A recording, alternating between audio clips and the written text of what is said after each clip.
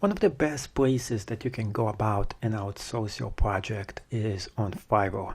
Fiverr is a place where job starts at only $5 per project. And then if you're going to be picking somebody to do your project, it can add up. So it's not just $5 that somebody's going to create the whole thing for you. It's actually just starting at $5, and then there's a bunch of fees to it as well. So if somebody wants to do something for you, this is a good place to get started at the lowest possible price. So the first thing that I highly suggest for you to do is to figure out how fast do you need this project actually done. If you need it within 7 days, then it doesn't matter. But if you need it within 24 hours, make sure you pick the 24-hour one. Next thing that you have to select is the seller level. Seller level, it just means if somebody have been selling a bunch of those gigs, and if they haven't. There's a lot of new sellers out there, and a lot of times you might not be able to trust them to create the project for you. So I recommend you just press on level 1 and on level 2. And usually a top rated seller would be somebody I pick as well, but this option doesn't actually exist.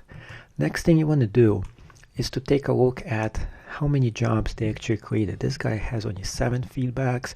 This one has 21. This is 24. This one 3.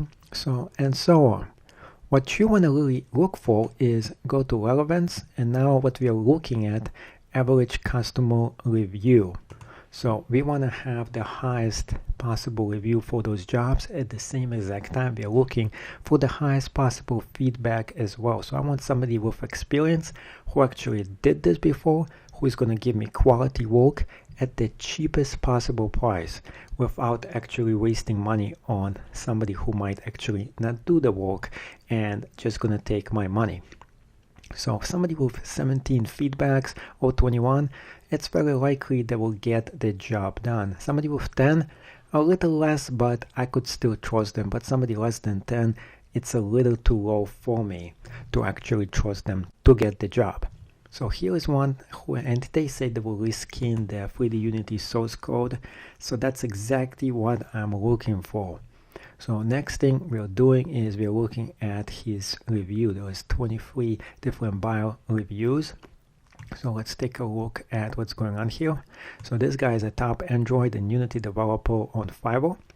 First thing I suggest for you to do is to actually send him a note and ask him if he is able to do exactly the job that you're asking him to do. This is the most important part. And then ask for the quote.